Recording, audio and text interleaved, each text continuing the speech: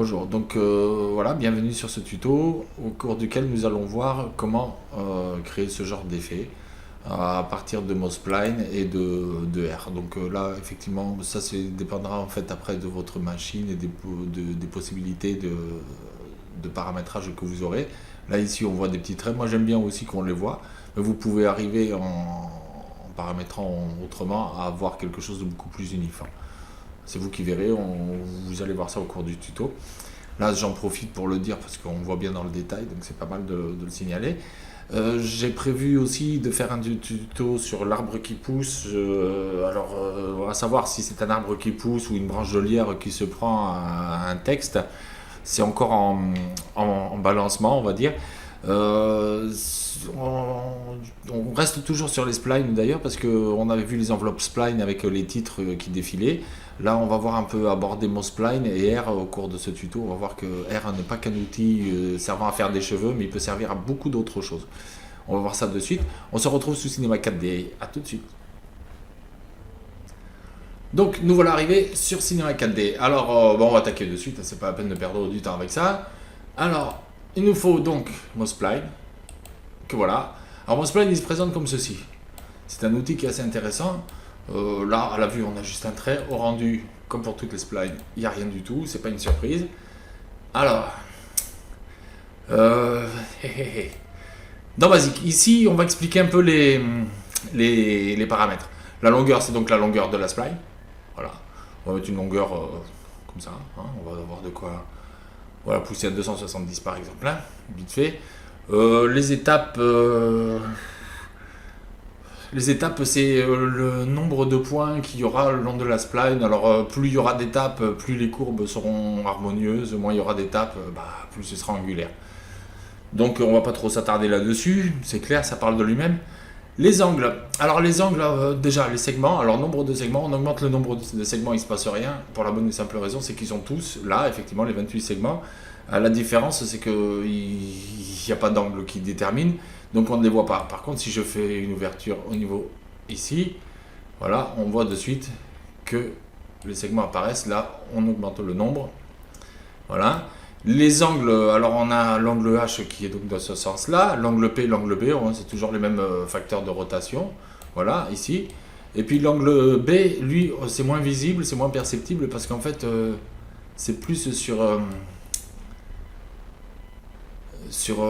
serait un peu une sorte comment dire, l'angle B, ça se verra mieux quand on joue avec par exemple, on va faire comme ça, on fait l'angle B, on verra mieux ce paramètre là, ça se verra mieux quand il y aura les torsions, mais on voit un peu là, on devine, je ne sais pas si vous le voyez bien à l'écran, un peu comme si les là, c'est des splines, donc ça se voit pas, mais si je mettais des plans, on va dire, mettons, comme si je voulais faire une plante avec des feuilles, si je mettais des plans, ici, elles seraient tournées toutes les unes face contre face, et puis ici, du coup, elles tourneraient, elles vrilleraient un peu comme pour s'orienter. Comment je pourrais illustrer ça? Je pourrais vous faire vite fait un truc pour voir ça, mais on va perdre un peu de temps. Disons que là ici on aurait la feuille qui serait ici comme ça et puis qui vrillerait de façon à ce qu'après toutes les feuilles seraient ici et on verrait que la tranche et à partir d'ici progressivement on verrait la face de la feuille. Voilà, on va résumer la chose comme ça. Voilà l'angle B à quoi il sert et c'est donc au nombre de tours effectivement si vous voulez faire une feuille qui est carrément en spirale. Donc nous ce qui nous intéresse après on a les courbures alors on peut courber comme ça, c'est très intéressant, on peut donc faire des mouvements assez sympas. Là, on va remettre ça à 0 pour bien voir chaque effet des paramètres et après on mélange les uns et les autres. Voilà, par exemple, ce qu'on peut arriver à faire assez sympathiquement. Voilà. C'est une présentation très sommaire, hein, parce qu'après on va voir ça. Ici, là c'est pareil aussi, la torsion elle aura effet qu'à partir du moment où il y aura une courbure. Là, voilà, on la voit mieux, l'effet de torsion. Voilà, là, on avait la courbure sans la torsion, et la torsion fait que on va voir ces petits angles là, ça va se tordre, ça va donner un certain côté un peu voilà, là on le voit mieux. On voit mieux aussi si avec la courbure, si j'augmente encore la torsion, on peut l'augmenter au-delà d'ailleurs, on peut toujours chercher des valeurs qui sont au-dessus de ça, On imagine très bien pouvoir faire danser comme ça avec un petit efflecteur audio, effecteur, excusez-moi, pas efflecteur. Et voilà.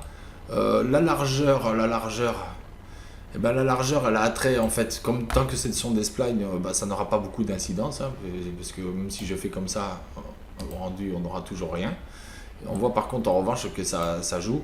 Ça jouera surtout quand vous mettrez une extrusion norme, si vous vous servez d'une extrusion norme, ce que je ne vous conseille pas vraiment, parce que vous aurez un nombre de polis vraiment important. Mais ça servira surtout à ça, et la largeur aussi, quand on va mettre nous on va se servir d'un matériau cheveux, mais si vous mettez une matière cheveux, c'est plus avec cette largeur là qu'il faudra jouer, que mettons si vous mettez une extrusion norme, que vous mettez un cercle, et que vous le mettez en extrusion norme d'un spline, le cercle il aura sa valeur d'origine. Et après, même si vous augmentez la grandeur du cercle, ça n'aura pas d'incidence, et c'est là-dessus qu'il faudra venir jouer à partir du moment où il sera mis sur MoSpline. Moi, c'est ce que j'ai remarqué. Je ne sais pas si c'est la définition exacte, mais j'avais fait un essai. On se retrouvait avec ça. Alors, là, on va tout remettre à zéro. Je vais juste vous présenter un petit truc aussi, puisque prochainement, on fera un tuto sur un arbre qui pousse, que vous avez vu sûrement l'essai sur ma chaîne. Il y a un petit truc aussi qui est assez sympa. Si je remets ici à 0, là je mets comme ça à 0, je fais juste une spline. Alors on a la spline complète ici. Alors début et fin. Alors ça effectivement on peut caler le début, la fin de la spline. Là ça ne voit pas grand chose là, effectivement. Oui, on voit pas parce que de toute façon il n'y a aucune. Peut-être au moins qu'il y en ait quand même.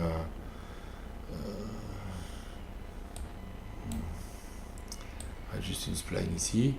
En largeur on va mettre un peu quand même, c'est juste pour pouvoir la voir.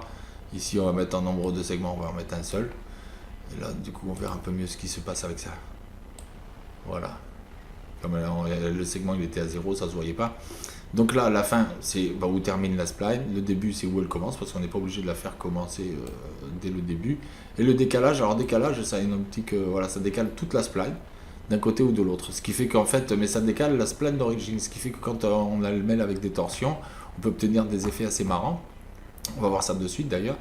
Si je mets, mettons ici, j'en mets un certain nombre, hop, voilà, je mets ça par exemple, ça je vais aller chercher comme ça, on va mettre au hasard, hein, on fait complètement au hasard, des torsions ici, machin, voilà, hop, on donne une petite forme comme ça, pourquoi pas. On a donc ce genre de choses, voilà. Ok, là ici où je fais ici la fin, là il me déduit carrément le début, je peux aussi faire comme ça. Le décalage, du coup on va se retrouver avec, voilà, alors ça le fait sur la spline que sur la spline qui est d'origine. Il décale en fait la spline vers le bas là, donc en valeur négative, il la décale par ici puisque sa source se trouve être ici, il la décale. Et il vrille, alors plus on va aller, puis plus on va avoir de petites vrilles qui vont se faire. Et si je le fais dans l'autre sens, c'est toujours sur la spline d'origine que ça se fait, mais voilà, et puis on va pouvoir augmenter comme ça, faire des petits trucs assez sympas. Voilà, il y a aussi dans les splines ici, alors la largeur, effectivement l'angle B, on peut faire comme ça, voilà. Là on le voit mieux ce que fait l'angle B ici, hop, voilà, on va faire d'autres petites choses comme ça, début, ok, fin, ok, on peut aussi éventuellement faire basique, ça c'est une chose, spline, donc là on voit rien, c'est clair, mais bon ça peut être utile justement pour... Et puis il y a aussi l'effet tortue. Alors là, comme par hasard, on se retrouve avec quelque chose qui nous fait penser quand même à un arbre. Là, si on met le début à 0, on a un tronc avec les branches, ce qui peut être quand même assez sympa. La fin, on peut décaler ici, voilà, par exemple, et ici, faire un tronc, faire une animation avec un tronc plus ou moins long, si on veut. On fera l'arbre, mais c'est pas à partir de là qu'on le fera quand même. Ici, au niveau des tortues, valeur, alors il y a toujours la croissance, d'accord, hop, voilà, on peut la faire à 0, voilà, ce qui aurait pu être sympa pour faire un arbre par exemple, en s'arrêtant à condition de ne pas léser le tronc. On peut évidemment faire d'autres choses, des formes plus géométriques, comme ça. Quelque chose qui va devenir un arbre, qui va faire un truc comme ça. On va donc le mettre comme ça. Échelle par défaut, bon ben, c'est par rapport à la largeur, hein, donc il faut voir ça justement. Mouvement par défaut, hop, voilà. Bon là il y a l'axe qui nous gêne un peu la visibilité, donc voilà. Hein, voilà. Topisme, voilà, si vous voulez faire quelque chose qui est bien droit, ou alors, puis qui fane petit à petit, pourquoi pas. Aléatoire, bah alors là justement ça porte bien son nom, hein, c'est aléatorité, aléatorité. Ça va le pencher d'un côté ou de l'autre, ça va être un peu, voilà. Du multiplicateur de mouvement, tout ça on verra, mais de toute façon on va pas se servir de cet effet là. Ici on va revenir ici pour se mettre dans les basiques, ok. Alors spline complète, spline complète. Ici, ce qui est assez sympa, c'est qu'on peut faire aussi segment distinct. Alors, segment distinct, du coup, on va avoir des valeurs qui vont être un peu différentes, mais en revanche, par contre, si on fait un décalage de fin, voilà, ça c'est pas grave, ça peut jouer sur la croissance, mais là où ça peut être sympa, c'est aussi faire un décalage de début. Ce qui fait qu'en fait, la source, elle change. Si on lui donne une valeur négative, on revient toujours pareil sur. Quand il passe sur une valeur négative, après, il se vrille sur lui-même. Voilà, on peut pousser à l'excès, on peut même aller au-delà. Et on peut faire des animations qui vont faire des choses comme ça et qui vont venir. Et là, par contre, on aura chacune des vrilles qui seront... avec cet effet-là, on retrouve, par contre, sur chacune des vrilles, parce que c'est le décalage de toutes les splines, puisque c'est des segments qui sont distincts. C'est pas la spline d'origine, c'est carrément les segments qui sont distincts, donc ça a le même effet sur toutes les splines. Ça peut être aussi sympa. Nous, ce qu'on va faire, maintenant on a fait un petit tour sommaire de Homospline, je vous laisse imaginer tout ce que vous pouvez faire avec. Ce qu'on va faire, on va essayer de faire quelque chose qui ressemble à ce que j'avais. Donc je vais annuler ça pour éviter les problèmes. On va repartir sur une spline, sur Homospline par défaut.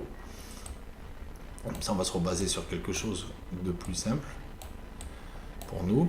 On va donc pas laisser dans le basique, on va mettre une longueur, je sais pas, 265 par exemple, en étapes. Alors le nombre d'étapes, pour que ce soit assez souple, mais à 100 ça ira largement, je pense. En segment, on va en mettre quand même quelques-uns, je vais en mettre 25, allez. En angle H, on va quand même faire assez fort, on va mettre au-delà de... on va mettre allez, à 340 degrés, 340. On va arrondir à 340 degrés par exemple, même allez 45. Voilà. Excusez-moi. Hein. L'angle P, on va aller aussi au-delà, on va aller chercher dans les 200. 200, allez, soyons fous, on va mettre 210. Voilà, 210, comme ça on va mettre des valeurs toutes rondes, ce sera un peu plus sympa. En angle B, on va mettre un petit 260, 200. Pour le moment, on voit pas trop l'intérêt. C'est après qu'on pourra le voir. Bon, allez, 280. Voilà, 275, allez, 275. Voilà.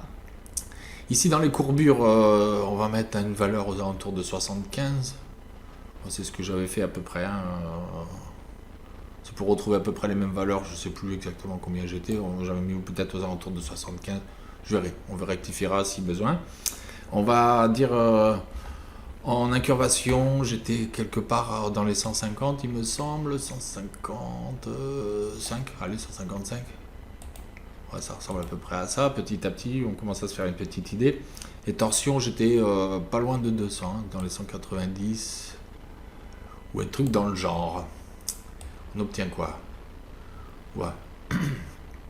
On obtient quelque chose comme ça. Ok. Bon, alors maintenant, qu'est-ce qui se passe? Si j'ai ces splides là, si je veux mettre un cercle ici, en extrusion, on va voir, on va quand même faire l'essai parce que c'est juste pour vous montrer que ça peut se faire. On va mettre un cercle, donc on va réduire un peu sa taille. Même pas mal d'ailleurs, on va la mettre à 5 cm. Si je mets ces deux là, que je clique comme ça les deux, en ayant la touche Alt appuyée, je vais chercher. Ah bah non, ça ne va pas faire avec l'outil là, c'est pas grave. Si je fais ça, on se retrouve effectivement avec quelque chose de pas mal, sauf que c'est hyper lourd, ça devient très vite très lourd comme fichier, surtout quand on va les cloner. On va voir si je me mets ici en affichage de Guru, qu'il y a tellement de segments que en fait tout semble être noir. Alors évidemment, on peut toujours aller chercher dans les interpolations, etc., le cercle, le mettre encore qu'adaptatif, ça semblerait être le mieux dans ce cas-là. un naturel. Voilà, on va alléger un peu. Les splines, on va essayer de voir à mettre un peu moins d'étapes si on veut. Ça, on verra tout de suite l'effet que peut avoir l'étape. Mais bon, on va perdre un peu dans la souplesse de l'image. Et en revanche, si on en met quand même pas mal, qu'on veut faire quelque chose, ça va être lourd. Ça va être très lourd. Alors, c'est pas notre intention d'alourdir le fichier inutilement. On va juste, à ce moment-là, annuler. C'est pas la bonne démarche. Je m'excuse, je me suis trompé de bouton. On va supprimer ça. On va rester sur notre small spline. Je sais pas, là, en largeur, j'ai 1 cm. Je vais peut-être réduire un peu quand même. Voilà. On va rester sur notre spline. Et puis, on va prendre un matériau cheveux. Parce que le matériau cheveux, en plus, va nous permettre de faire quelque chose de beaucoup plus sympa. À savoir qu'on va pouvoir, bon, on peut le faire aussi avec l'extrusion norme contrôlée, prendre une matière et puis aller dans les dégradés. Mais là, on peut quand même faire des trucs qui sont plus sympas. On va laisser la spécularité telle quelle. L'épaisseur, on va y revenir. Mais pour le moment, on va partir d'un jaune très clair, par exemple, voilà, presque blanc. Et on va faire un petit contrôle, clic dessus, je vais en mettre plusieurs comme ça, on va voir. Ça va donner quelque chose d'assez sympa, voilà, on se prépare déjà la chose. Ici, on va mettre dans les oranges. Je sais que certains aiment bien l'orange. Ici, on va prendre une couleur qui tranche directement avec l'orange. On va pas mettre du bleu quand même, mais on va aller chercher dans les verts. Ici, on va prendre une autre couleur rouge qui tranche avec le vert du coup. Voilà. Ici, on va prendre un bleu, ça tranchera aussi avec le rouge. Voilà. Et puis ici, on va prendre un violet, un mauve comme ça, voilà, par exemple. Bon, c'est assez violent, c'est juste pour voir le truc. Alors, les variations, ce que je conseille là justement, plutôt que de laisser les cheveux comme ça, d'avoir des dégradés qui sont tout uniformes, on peut le faire. Moi, j'aime bien mettre un peu de variation là-dessus, c'est-à-dire arriver à faire en sorte que ce soit un peu moins uniforme. Voilà, de façon à ce que ça fasse des trucs peut-être un peu moins quand même dans ce sens-là. Hein. On va mettre à 2, 3, voilà. On va aller dans cette optique-là, un peu comme ça. Et puis ici, voilà, c'est juste histoire que ce soit un peu moins uniforme. Ici, on va augmenter un peu quand même, jusqu'à 5. Voilà, et on va mettre notre matériau cheveux sur notre mouse-spline. Maintenant, si on fait un rendu, on a quelque chose. Voilà, du coup, ça donne de suite des petits trucs bien sympas. Alors après, vous choisirez les couleurs que vous voulez. Moi, je vais rester là-dessus. Hein. Vous pouvez vous choisir les mêmes ou décider de mettre autre chose. Sur matériaux cheveux, on peut aussi, évidemment, maintenant, aller chercher dans l'épaisseur, faire une épaisseur qui soit plus fine à l'origine et plus épaisse sur la fin, par exemple, si on veut. Hein. On va voir de suite voilà, ce que ça donne. On n'est pas obligé d'aller autant. Hein. On peut mettre voilà, comme ça ici. On peut aussi choisir de mettre, avec un contrôle-clic, de mettre un point ici pour qu'elle soit plus grande au milieu, mais qu'elle s'affine comme ça. Voilà. Là, ça c'est bien sympa. Et puis évidemment, maintenant on va aller voir dans notre mouse-spline pour augmenter le nombre de segments. Alors on va l'augmenter à outrance. On va être complètement fou. On va même l'augmenter énormément. On va voir que petit à petit on obtient quelque chose qui commence à être bien sympa. Mais faut pas hésiter à augmenter vraiment. On va mettre jusqu'à 500. Par exemple, là on commence à voir quelque chose qui va être assez sympathique. Là, voilà, on se retrouve avec des choses quand même bien. Ça fait un peu plume de pan. On peut aller encore au-delà, si on veut. Évidemment, les temps de rendu sont un peu plus longs, hein, c'est clair. Mais bon, imaginez-vous si vous faisiez avec les extrusions normes contrôlées, quand vous augmentez à 900 le nombre de polis que vous allez avoir. Et le temps de rendu qui serait énorme. Donc là, on a déjà ça. On peut aussi... bon, on va augmenter, allez, on va mettre... moi, je vais aller jusqu'à 1300, par exemple. 1300 segments, là, ça commence à être un peu plus intéressant. Si je prends une vue, mettons comme ça, ici, voilà, on a quelque chose de base qui est assez sympa.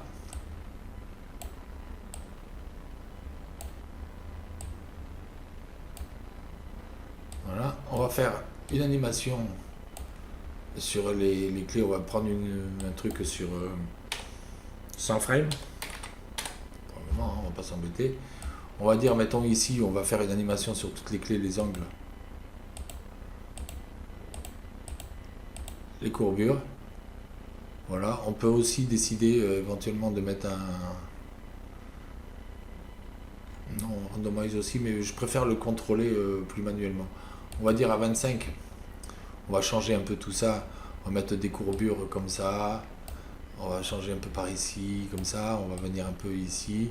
On va faire en angle P, on va changer aussi la donne par ici. On va faire un petit truc comme ça par exemple. Voilà, on va mettre des clés partout. Alors l'idéal quand même, si vous voulez que ce soit en boucle, c'est de vous remettre ici, par exemple, en premier. D'aller ensuite copier, avant de... Ouais, remarque, on va faire sauter cette clé-là. Voilà. Comme ça tournera en boucle sur 100. On va se mettre ici, on va se mettre à la fin, on va recliquer comme ça. Quand on arrive à la fin de l'animation, ça reprend en début comme si de rien n'était, ça fera une jolie boucle. Voilà. Ensuite, on va se mettre ici, évidemment là donc pas de variation, on va se remettre sur 25, on va faire bouger un peu les angles, angle P, angle B, on va faire dans les torsions, on va plutôt aller par là si possible. Voilà, on va regarder un peu la forme générale, hein. On se fait une petite idée rapidement hein, de la chose. Angle B, oui comme ça, on va faire comme ça. Et là on va mettre là, une clé d'animation ici, on va se mettre à 50 images. On va remettre quelque chose de plus par ici, comme ça.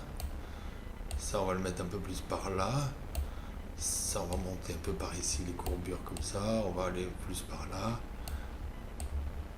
C'est assez aléatoire.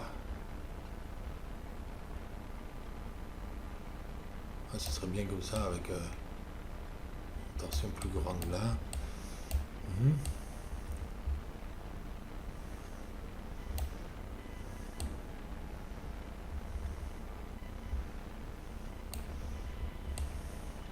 Essayez quand même de garder dans les mêmes volumes si on peut.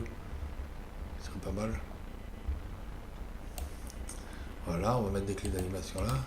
Alors, je m'excuse à vous, là vous entendez la mécanique qui chauffe un peu parce que c'est normal. Elle est en plein dans un travail. Donc là on va essayer de faire comme ça. Évidemment toutes les clés elles sont modifiées puisqu'on se rapproche petit à petit de la dernière clé. Donc à chaque fois ça modifie quand on bouge. Voilà, on va mettre une clé d'animation ici. Voilà, et voilà. Maintenant on a nos 100 frames qui sont faites. Si on fait une petite preview comme ça, on va voir que les formes bougent.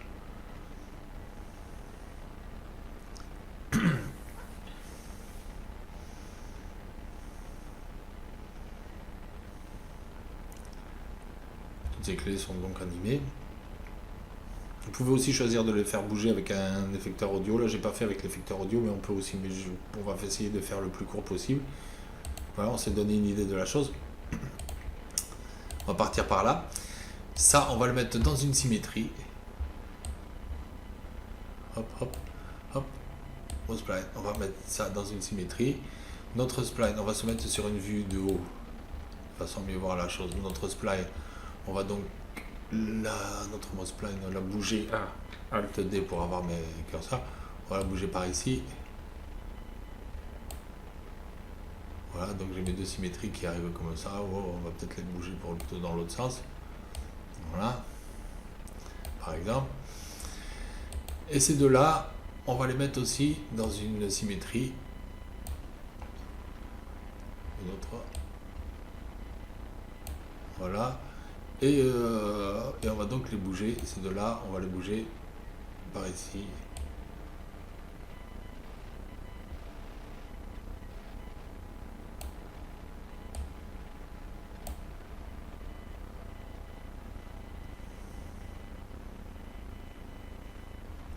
Ah ouais.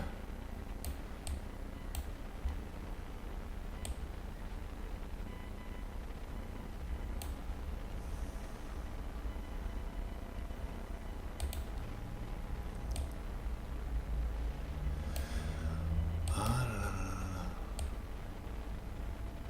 Ça on bouge ici. Qu'est-ce qui se passe là? Ah ouais, peut-être ma symétrie aussi qui n'est pas dans l'axe. La première était bien là dans l'axe elliptique. Ok. L'autre peut-être faut la mettre. Voilà. Et puis voilà,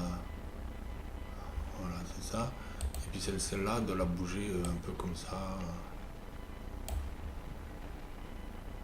Donc là normalement on devrait avoir, si je regarde bien, on devrait avoir nos 4 formes qui sont comme ça. Vous choisissez une vue qui va bien, mettons de face. Voilà. Si on fait un rendu, évidemment ça prend un peu plus de temps. On obtient quelque chose comme ça. Les formes seront aléatoires, hein. Ça c'est vous qui vous voyez. Ce que je vous conseille quand même éventuellement justement, c'est peut-être de rapprocher un peu le tout. Alors on va voir. On va mettre ça. Là c'est tout mon bloc symétrie qui est là. On va mettre celui-là plutôt. On va juste choisir celle-là et puis le rapprocher par ici. Hop, hop, hop, hop, hop, hop, hop. On va faire un truc qui s'enchevêtre un peu plus. Voilà. Et puis ils mettent une petite lumière derrière. Petite lumière derrière qui est placée donc au centre de notre objet. On va la mettre légèrement à l'arrière. Donc là, il faut qu'on arrive à se repérer sur l'avant et l'arrière. Qu'ici on est en vue de droite, je pense que ça devrait être ici. On va vite le savoir de toute façon. Perspective. Je vais me mettre dans la profondeur comme ça, voilà, et comme ça ma lampe, je vais pas m'enquiquiner, je vais de suite savoir où elle doit aller se placer. Elle doit aller se placer derrière. Voilà. Et sur cette lampe là, on va mettre un petit effet de lentille, comme je sais pas moi, un soleil. Alors on va baisser énormément l'intensité, parce que sinon ça va faire quand même assez énorme. On va baisser l'intensité, l'échelle aussi on peut la baisser, mais bon, on va se placer au centre à peu près. Vous pouvez aussi choisir d'animer le tout, hein, et faire un rendu pour voir ce que ça donne. Voilà, avec la lumière. Donc ensuite, si vous faites une animation, on va dire là, ça risque de prendre un peu de temps, mais on va faire à différentes étapes. Voilà. On va continuer encore. On va faire à différentes étapes pour voir si les formes vous conviennent. Alors là, évidemment, c'est un peu trop, mais la lumière, elle est quand même bien visible derrière. Voilà. On va continuer comme ça. Là, ça se referme. Là, ça fait un truc comme ça. J'aime bien aussi. Voilà. Vous pouvez continuer.